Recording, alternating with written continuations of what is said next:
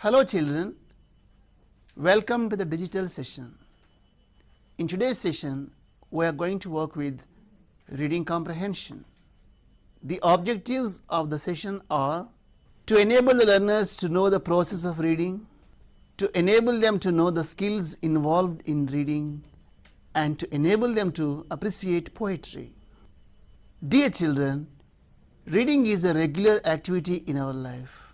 We read so many kinds of texts. We read stories, we read comics, we read newspaper, we read novels, and so on. Okay, let's have a glance at the text that we read in our daily life. We can categorize the text into non-verbal and verbal. Non-verbal texts comprise pictures and images, and the examples are pictures, posters, images, tables, graphs, diagrams, and cartoons.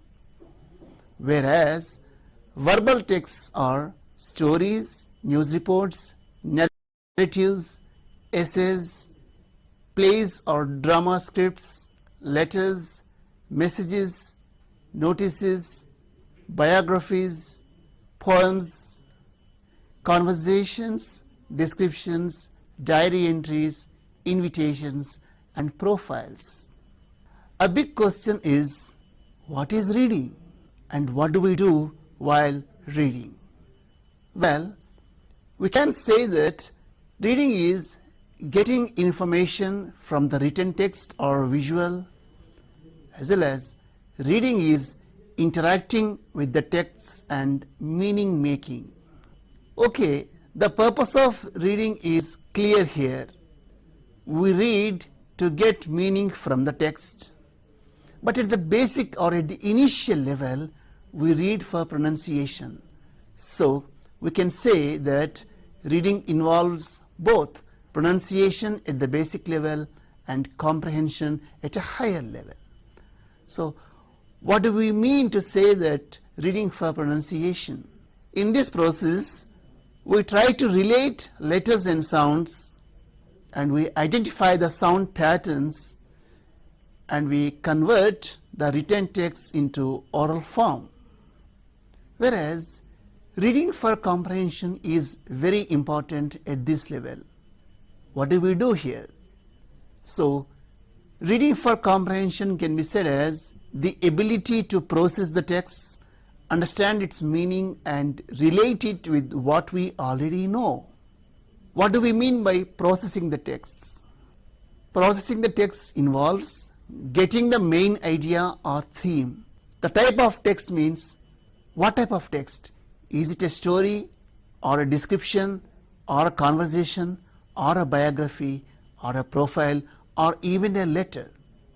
And familiarizing the text involves we try to apply our previous knowledge with the text that we read. And understanding the text involves getting the overall information and getting the specific information and meanings of unfamiliar words in context, and inferring and understanding the reference. These are the steps involved in reading for comprehension. Understanding the text involves predicting, identifying the sequence of sentences, evaluating, and critical understanding and text organization. How the events or incidents are organized in the text. Here we are going to identify two types of texts. One is familiar text and unfamiliar or independent text. What do we mean by familiar text? They are the texts that we have come across already. Maybe the lessons from your textbook or stories that we know or something that we already read before. And whereas independent or unfamiliar text means the text that we are facing first time in our life.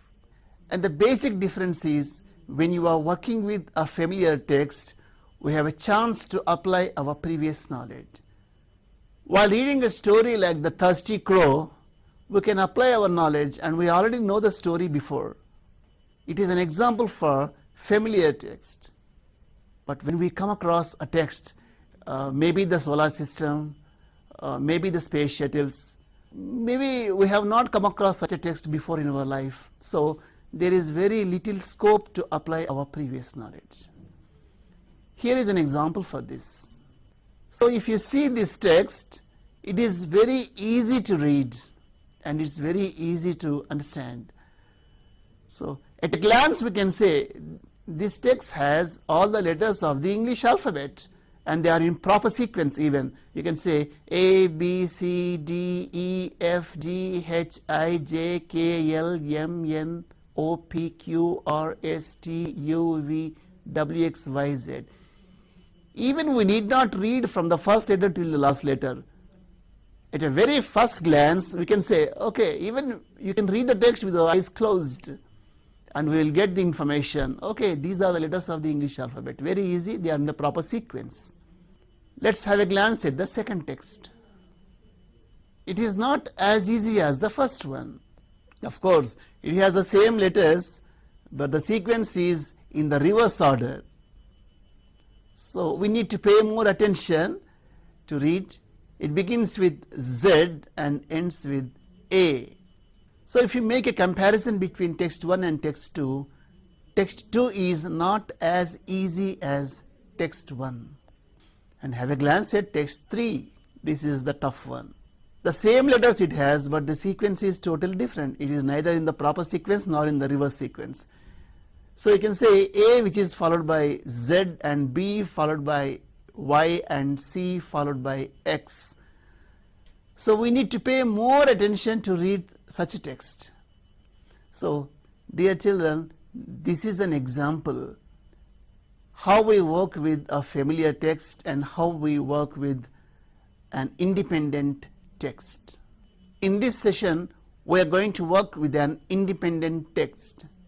I mean to say the text we have not seen before. The earth is composed of many layers which are called spheres. The solid earth is composed of a thin layer, the crust. Beneath it we can find a thick rocky layer, the mantle. The two layers together are called lithosphere. The earth is covered with water and ice, which is called hydrosphere. The earth is surrounded by air, which is called atmosphere. Dear children, when we read the text, we will get the basic information or the main idea. What is the text mainly about? And while reading, we identify the main points and some specific terms. Shall we attempt comprehension? The text is mainly about the formation of the earth, the parts of the earth, the composition of the earth, and the quantity of the earth. We are given 4 options here, and we can go back to the text here. If we read the text, it is very clear that the passage is mainly about the formation of the earth. So for this question, option C will be the correct one. And here is another test item. Water and ice are associated with hydrosphere, lithosphere, atmosphere, and hemisphere. Here we are looking for specific information. Water and ice are associated with. To answer this question, we can go back to the text once again. Here it is. The earth is covered with water and ice, which is called hydrosphere. So we are looking for specific information and we have got the answer. For this test item, the answer is hydrosphere. Next, the word composed in the passage means covered, formed from many things, mixed, collected. Here we are attempting to get the meaning of a particular word in context, and we have not come across the word composed before. So this time we will have to guess. We can go back to the text, and the very first sentence tells us about the composition of the earth. So we can get the meaning of the word composed, which means formed from many things. Dear children, just we have seen the test items, and each test item focuses on a particular skill. Now here are a few questions. To answer these questions, we have to use our previous knowledge and we have to get our opinion, and these test items are quite open-ended. What are found in lithosphere? It is not clearly stated. Even if you go back to the text, we won't find anything that clearly tells us about lithosphere. This question cannot be answered directly. Rather, we have to read the text once again. What makes lithosphere? It is not clearly stated at any point. Rather, we will have to understand. Lithosphere is made of crust and mantle. It is, although it is not given specifically, we will have to infer. Inferring means getting the information between the lines. This information is not given at any point. Rather, we will have to infer. After reading the text, we will come to the conclusion that lithosphere is associated with the two layers of the earth, which are the crust as well as the mantle. And see this test item. How does global warming affect the spheres of the earth? This information is not at all given in the text. Rather, we will have to go for critical comprehension. We have to apply our knowledge, we have to draw conclusions, we have to state reasons, and we will have to give our own answer in our own words. It is quite independent. And for this question, you can have n number of correct answers. It is not just 1 to 1. You can have n number of right answers depending on the level of comprehension, depending on the way the reader thinks about it. Dear children, we have come across this text which is independent, and we have attempted comprehension. Here is another passage. Let us attempt comprehension. The word pencil comes from the Latin pencillum, meaning a little tail. About 1600 years ago, the discovery of graphite led to the use of wooden pencils. Today, pencils are made of powdered graphite and clay moistened into paste, then forced out of holes in a cylinder. They are then baked hard. Narrow grooves are cut in thin boards of wood, and the leads are laid in them. A cutting machine divides them into individual pencils, ready for smoothing and finishing. Shall we attempt comprehension now? The great change in making pencils was. So if you get back to the passage, we will find what brought great change in making pencils. It is very clear, the discovery of graphite, which is given in the third line. So we have got this specific information at a particular point in the passage.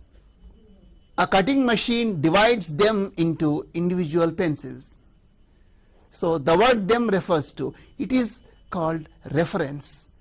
If you get back to the text, we will have to read the total sentence and we will have to identify what does the word them refer to. Thin boards of wood. So this is what we call referring.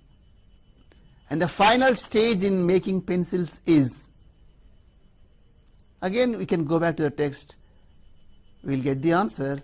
The final stage is smoothing and finishing. Dear children, so far we have worked with independent passages. Now we are going to work with poetry. And what makes poetry unique?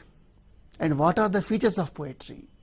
So on seeing a poem, we will identify many properties of a poem, and we will find out the central idea, we will find out the theme and sub-themes, we will find out tone, mood, and even rhythm. At the initial level, the focus is always on rhythm. We will try to identify the music in poetry. That's why in our childhood days, we learned so many rhymes and poems that have plenty of music in them. But when we come to higher level, we will have to look into the other aspects of poetry, the theme and sub-themes, and even the imagery and the figurative use of language, and so on. So what does imagery mean? While reading a poem, what images come to our mind? and what pictures are associated with a particular poem.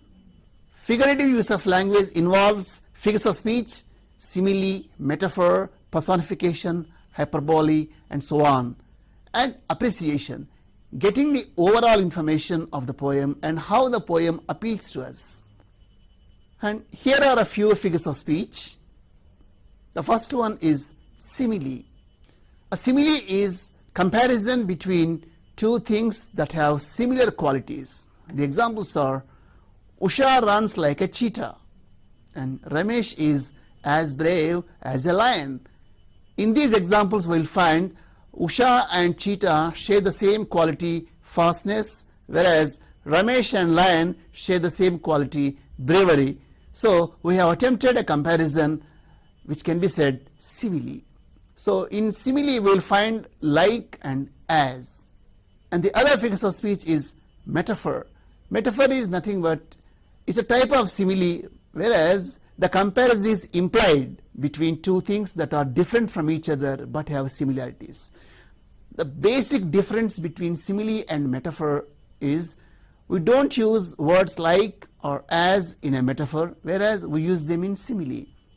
The examples are life is a race and he is the star of the class.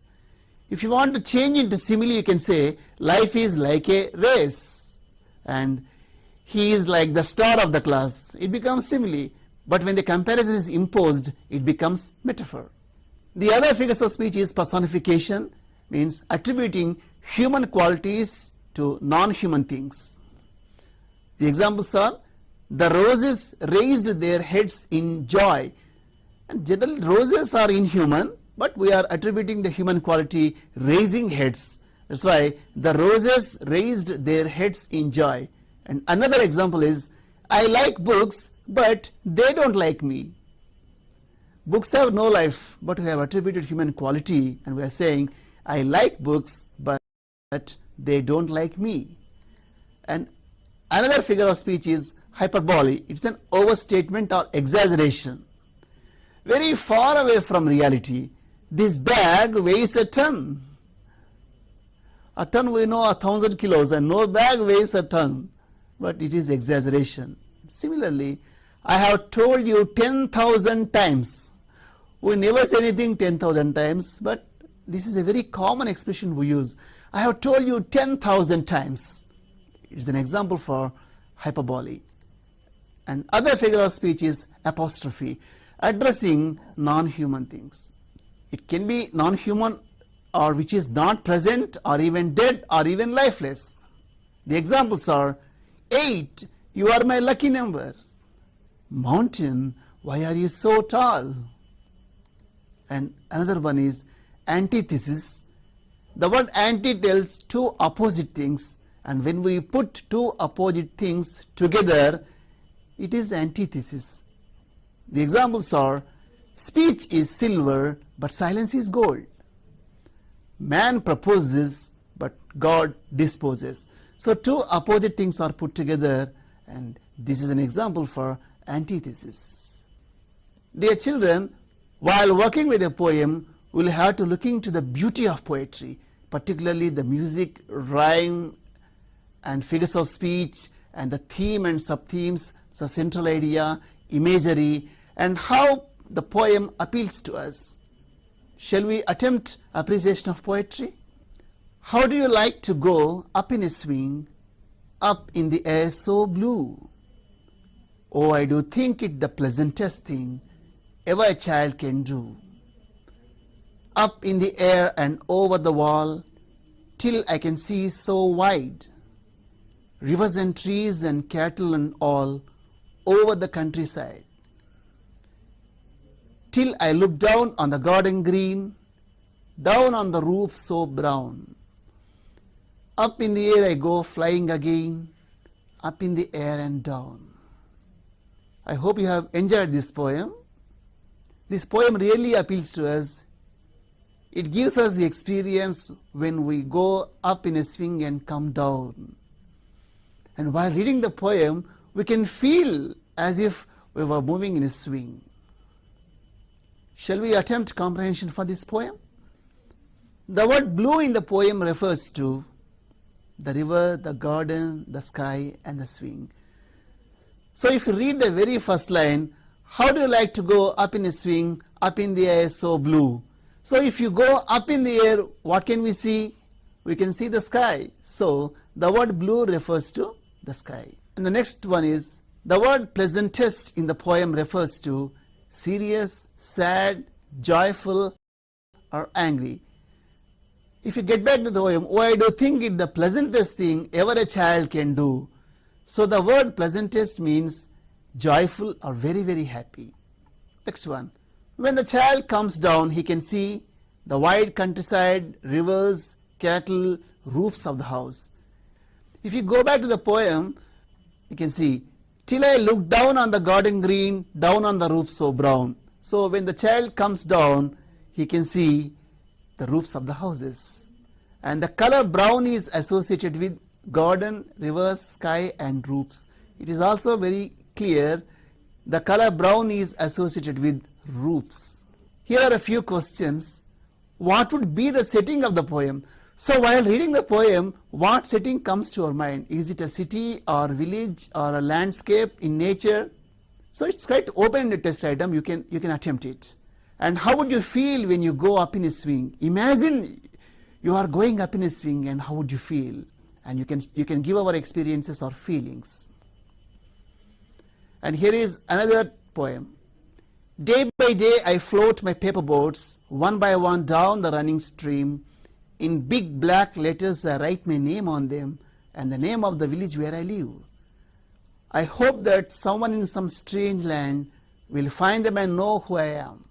I load my little boats with chilly flowers from our garden and hope that these blooms of the dawn will be carried safely to land in the night.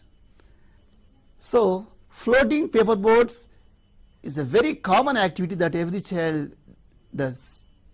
Shall we attempt the appreciation?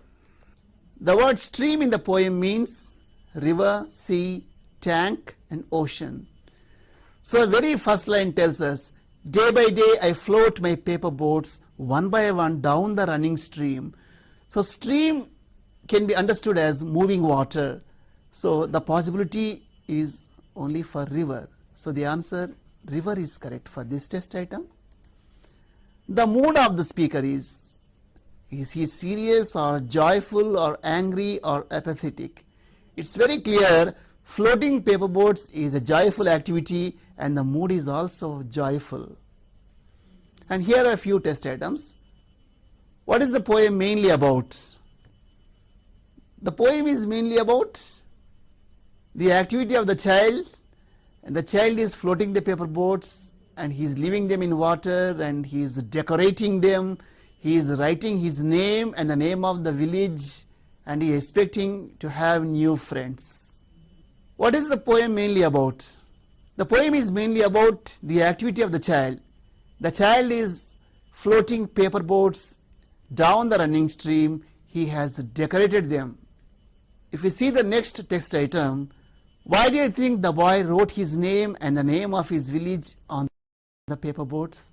So we can say that the child wants to have new friends. The child wants others to know about him and about his village. So he has written his name and the name of his village on the paper boats and he has left the boats in the flowing water. And the next test item is, did you ever float paper boats? It's quite open-ended. Most of us must have enjoyed rainy season. Most of us have witnessed flowing water. And as children, we must have floated paper boats. It's a very common activity that every child does in the life. Such questions are easy to answer and we can give our opinion, we can go back to our childhood days, we can share our experiences and even we can tell about our joyful moments in our life. Dear children, in this session we have worked with textbook independent passages and we have attempted comprehension.